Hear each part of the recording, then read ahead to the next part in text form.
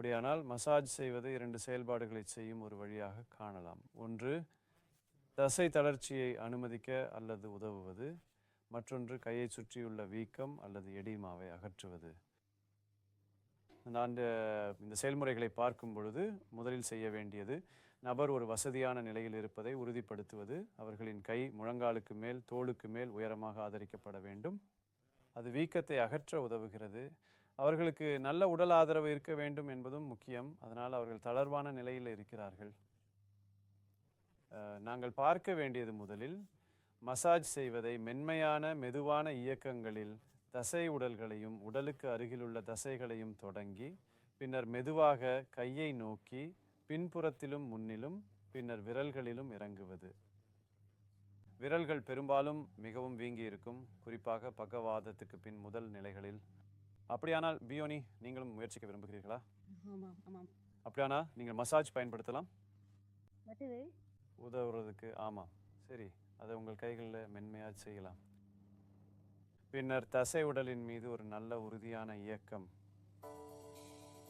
Peony நல்ல நீண்ட மெதுவான இயக்கங்களை பயன்படுத்தி தசை உடலை தனது விரல்களுக்கும் இடையில் பிரிகிறார்.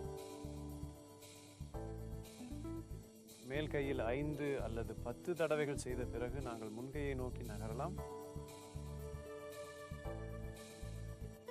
சில மேலும் அது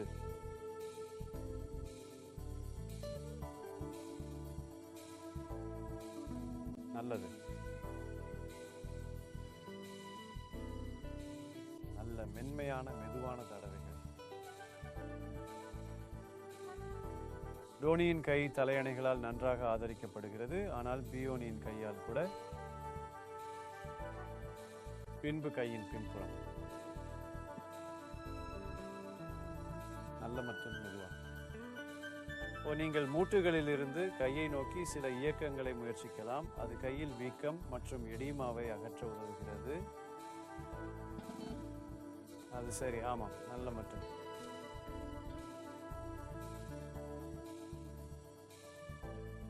மெதுவாக. நினைவில் வைத்துக் கொள்ளுங்கள். அது சரி, ஆமாம், இல்லை, அது சரி, அது சரி. விரலின் அடிப்பகுதியில் சுற்றி விரலின் அடிப்பகுதியில் உள்ள தசையை பிழிகிறது.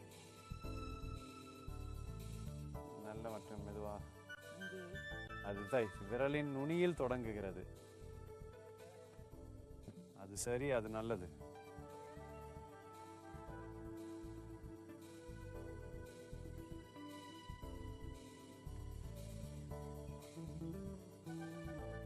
நல்லது.